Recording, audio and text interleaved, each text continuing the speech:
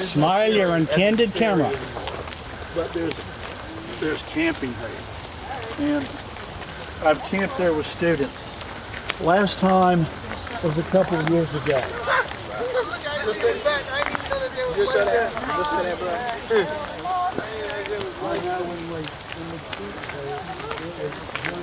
Called poison ivy, and you may be immune to it, but if you're not immune to it, it will give you a nasty little blistery rash if you touch it. There's oil on the surface of the leaves. Now, you can identify it even before the leaves come out because it has a vine with all these little rootlets sticking out of it. Oh, this is poison. Anyway, we are in the Mather Gorge Formation here, fairly fine grained, fairly badly smeared because we're approaching the fault. Earlier, we were on the other side of the fault, which has been folded into a hairpin shape. In between is the Sykesville Formation, which is just below the fault. And it's very, very coarse grained, and we're going to see that very shortly because we're crossing the fault into the center of that fold. And under the fold, in this particular case, it's a little bit odd. Ordinarily, when you get a fold like this, the oldest rock is in the center of the fold, of an upfold. In this particular case, the rock in the center is younger. How does that happen? I will explain that when we get there. Thank you. It is an odd situation, though. It is unusual. You can't really go by the principle of superposition here for a different reason, actually. The principle of superposition works very well. Upper rocks are younger, older rocks are below. When the rocks have not been badly disturbed. These rocks have been not only folded, but refolded. The odd thing here, though, is even before the rocks were folded, the younger rock is underneath, which is really weird. I'll explain when we get here. Is that the avalanche? Sort of, yeah.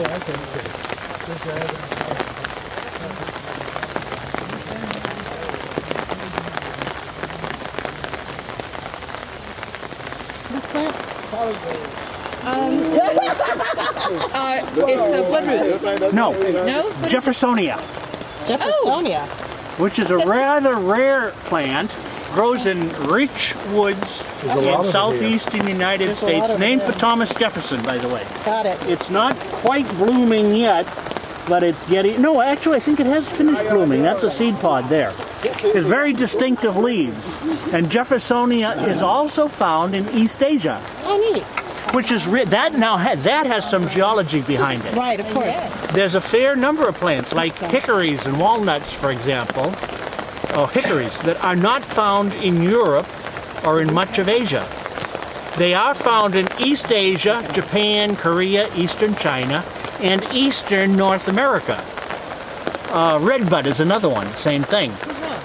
The reason is that between 2 million years ago and now, we had the ice ages. What does that have to do with it? Glaciers? Well, the glaciers pushed south.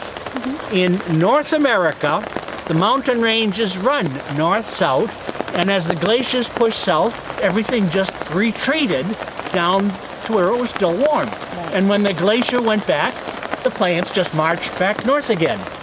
All the way across from Spain, the Pyrenees, the Alps, the mountains in the Balkans, the Elbrus Mountains in Iran, the Hindu Kush, the Himalayas.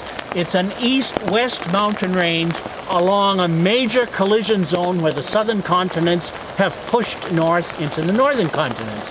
And it's mountains all the way across until you get to East Asia, and then there's a clear path again. There also, the plants were able to move south and then move back north again. In between, the plants got stuck between the glaciers moving south and the glaciers moving north from the mountains. And they were killed off by the climate change because they couldn't retreat in front of the glacier. And this is one of the plants that succeeded in doing that. Being killed off. Another Wild ginger. interesting plant here is wild ginger, and the roots actually do have a ginger ale type smell. And it's again another one that you would find in East Asia as well, but not in Western North America or in Europe. There's a big patch of it here, and it is in full bloom. Unfortunately, the blooms are not very spectacular. They're little cups down towards the ground. Let's see it. There. You can see it now. See one of the cups. Yeah, you could. Is it really edible, Dennis? That I don't know. We don't know. How do you know which one? Well, this, I think I'm going to look. Look up U.L. Gibbons. He'd probably tell you. I'll actually step back a little farther here so some of the students can get in here.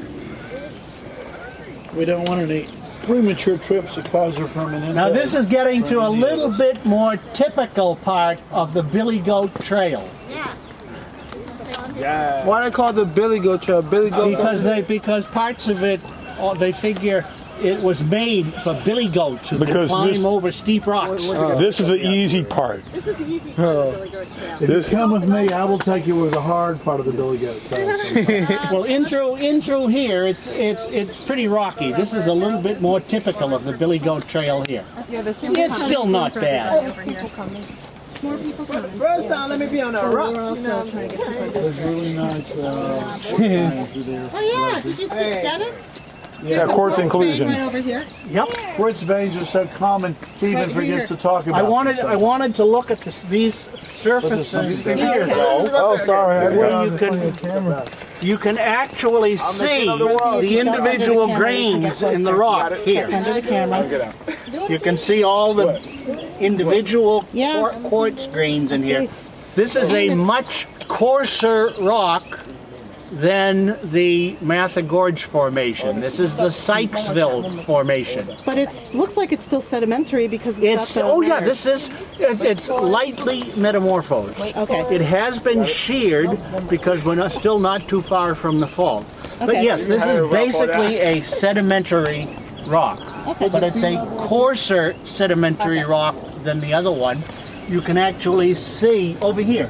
You can see the individual grains. Grains, yeah. They're a couple of millimeters in size. It's basically a coarse-grained sandstone. Now, when I say this is a coarse-grained sandstone, farther back there and up in the rocks there, I'm going to show you big chunks of rock that are present in here. And This they're not is, sand at all. and they're not sand at all. Some of them are over a foot long. That is only the beginning. If you look in some places over in Virginia, the pebbles in this rock are 1.5 miles long. Whoa. Now, the story of this rock is below the fault. And by Look at the that principle. bird. There you go. What kind of damn bird is that? Blue That's a Great great blue blue heron. heron. The other part. The really unusual part of the geology right here, I mentioned the fault. If you go back to before the fault was folded and refolded, when the fault was still active, it actually came up to the surface, and the front of the fault was a steep hill or a cliff. In fact, it was steep enough so that big chunks would form as a landslide, sometimes 1 mile or 1.5 miles long. Big chunk of rock would slide off the cliff down to the bottom of it, where it would get into the sediment, and then the fault would just ride right over it. Oh wow. So the rock underneath the fault is basically the same age as the fault itself. And the big chunks of rock in the rock underneath are due to the fact that the fault was active, pushing over and forming a cliff as it moved. Originally, if I were doing this talk, say 30 years ago, those big chunks of rock sitting in the Sykesville were a real puzzle because they were mapped not as pebbles in a big conglomerate, but as individual rock units. And the question then was, why are they completely separate? Why can you walk all the way around it and it's not connected to anything? And eventually someone had the bright idea, oh, it's because it's not an individual rock formation at all. It's just a very, very, very big pebble. Now that's part of the story. Another part of the story that I could show you if I had a geologic map of Virginia, which I don't have, That is one of at least 3 sets of faults in this area. So in other words, you had this fault come up. When it stopped, another one started, picked up this whole mess and moved it again, and then did it a 3rd time. There's a rock unit called the Laurel Formation in Laurel, Maryland. It's the same thing all over again. This is the Sykesville Formation, and it continues on up into Pennsylvania. It was originally known as the Boulder Gneiss because it's in some places it's been remelted to a gneiss, G-N-E-I-S-S, except that it's got big boulders in it, like the one sitting in our classroom, which I showed you, which I had one of you people pick up for me. So this is that same rock unit. Now let's see if I can find some of the chunks of rock that are present in it. Something like this. Okay, now I'll get started. There's a chunk of rock sitting here that runs from about here down to here. It's fairly similar to the surrounding rock, but it's a lot finer grained. As a matter of fact, it looks an awful lot like the Mather Gorge Formation. It is the Mather Gorge Formation. This is a piece of the Mather Gorge that broke off from the front of that cliff, slid down into the sediment below the fault, and got buried in the fault, and then the fault rode right on over it and actually stretched it out because it's sort of smeared by the motion along the fault. And that's this piece of rock that runs from about here down to here. In places, this is a lot more obvious. One of the most obvious ones is now sitting in our classroom, so you have seen it.